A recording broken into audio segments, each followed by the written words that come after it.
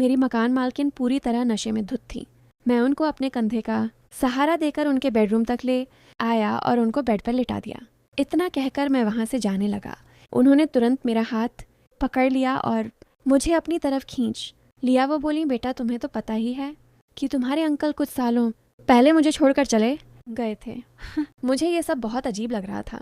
मुझे समझ में नहीं आ रहा था कि आंटी के दिमाग में क्या चल रहा है। मुझे असहज महसूस करता देख आंटी बोली, क्या हुआ तुम्हें? क्या तुम्हें औरतों के पास बैठना अच्छा नहीं लगता है?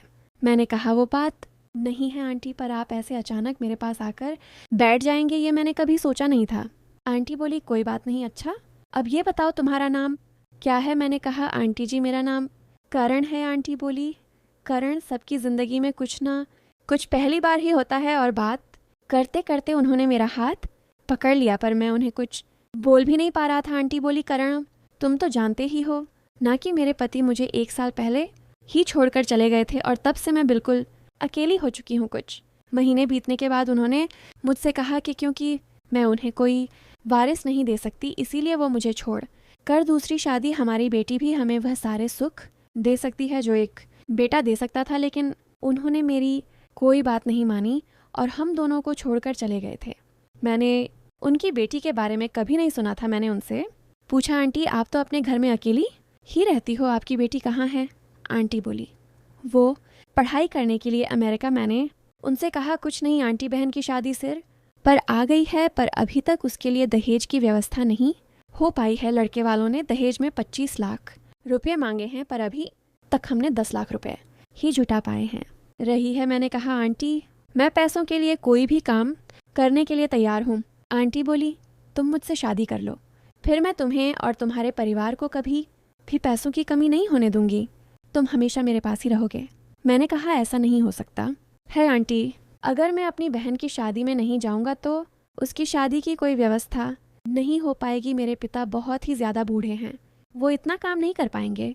मेरी माँ भी बहुत बीमार रहती है, मुझे अपनी बहन को भी संभालना होगा। पर आंटी मेरी बात नहीं मानी। वो बोली, नहीं तुम अपने घर वापस नहीं जाओगे। मैं पैसे तुम्हें सिर्फ इसी शर्त पर दूंगी कि तुम अपने घर वापस नहीं जाओगे। कमेंट करके ज़रूर बताइएगा कि आपको ये कहानी कैसी लगी। अगर आपको ये कहानी पसंद आई हो तो ऐसे लाइक करें और अपने दोस्तों के साथ भी शेयर करें। आगे भी ऐसी रोमांचक कहानियों के लिए हमारे चैनल को सब्सक्राइब करें और बेल आइकन दबाना ना भूलें। अपना और अपने परिवार का ध्यान रखना। टेंशन देखकर आंटी ने मुझसे पूछा, क्या हो गया बेटा? पापा से बात करने के बाद तुम थोड़ा सा उदास लगने लगे हो।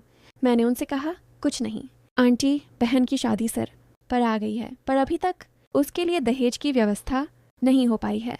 लड़के वालों ने दहेज में RS 25 लाख मांगे हैं, पर अभी तक हमने RS 1 लाख ही जुटा पाए हैं। बस इसी बात की चिंता मुझे और मेरे परिवार को खाए जा रही है। आंटी बोली, मैं तुम्हारी मदद कर सकती हूँ, लेकिन उसके बदले तुम्हें भी मेरा एक काम करना पड़ेगा। मैंने कहा, आंटी मैं पैसों के लिए कोई भी काम करने के लिए तैयार हूँ। आंटी बोली, तुम मुझसे शादी कर लो, फिर मैं तुम्हें और तुम्हारे परिवार को कभी भी पैसों की कमी नहीं होने दूंगी।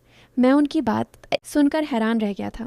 मैंने कहा, आप ये क्या बोल रही हो आंटी? मैं आपसे शादी कैसे कर सकता हूँ? आंटी ने कहा, सोच लो, मैं अभी तुम्हारे हाथ पर RS 25 लाख रखने के लिए तैयार हूँ। मुझे पैसों की इतनी ज़्यादा ज़रूरत थी कि मैंने उनके काम के लिए हामी भर दी। फिर आंटी बोली, लेकिन एक शर्त यह भी है कि तुम अपनी बहन की शादी में नहीं जाओगे, तुम हमेशा मेरे पास ही रहोगे।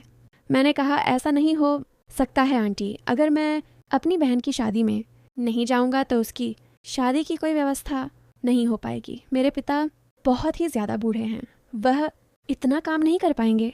मेरी माँ भी बहुत बीमार रहती है, मुझे अपनी बहन को भी संभालना होगा। पर आंटी मेरी बात नहीं मानी। वो बोली, नहीं तुम अपने घर वापस नहीं जाओगे। मैं पैसे तुम्हें सिर्फ इसी शर्त पर दूंगी कि तुम अपने घर वापस नहीं जाओगे। मैंने आंटी के सामने हार मान ली और उनकी शर्त मंजूर कर ली। मैंने उनसे RS 25 लाख लेकर अपने गांव भेज दिए और उनसे शादी कर ली। मैंने अपने मम्मी पापा से झूठ बोल दिया था कि मैंने अपने ऑफिस के बॉस से पैसे लेकर भेजे हैं और जब तक मैं उनके सारे पैसे चुका नहीं देता वो मुझे एक दिन की भी छुट्टी नहीं देंगे। इसीलिए मैं जब तक उनके सारे पैसे चुका नहीं देता तब तक मैं गांव नहीं आ पाऊंगा। शाम को जब मैं ऑफिस से वापस घर आया तो मैं आंटी के पास गया। वो बोली आज मुझे बहुत दिनों के बाद वह सुख मिलेगा जिसके लिए मैं महीनों से तड़प रही हूँ। रात भर हम आपस में खोए रहे और सुबह जब मैं उठा तो आंटी ने खुश होकर मुझे गले लगा लिया। वो बोली अरे कल रात मुझे इतना मज़ा आया है जितना मुझे अपनी पूरी ज़िंदगी में कभी नहीं आया। मैं बहुत खुश हूँ जो तुमने मेरी सारी बात मानकर मेरा अकेलापन दूर कर दिया। मैं उनके साथ फंस चुका था क्योंकि मुझे अपनी बहन के लिए पैसों की ज़रूरत थी। मैं इस रिश्ते से बिल्कुल भी खुश नहीं था, पर मैं और कर भी क्या सकता था। अगर मैं यह कदम नहीं उठाता तो मेरी बहन की शादी टूट जाती और उसकी ज़िंदगी बर्बाद हो जाती। कमेंट करके ज़रूर बताइएगा कि आपको यह कहानी कैसी लगी। अगर आपको यह कहानी पसंद आई हो तो इसे लाइक करें और अपने दोस्तों के साथ भी शेयर करें। आगे भी ऐसी रोमांचक कहानियों के लिए हमारे चैनल को सब्सक्राइब करें और बेल आइकन दबाना ना भूलें। अपना और अपने परिवार का ध्यान रखना। Thank you.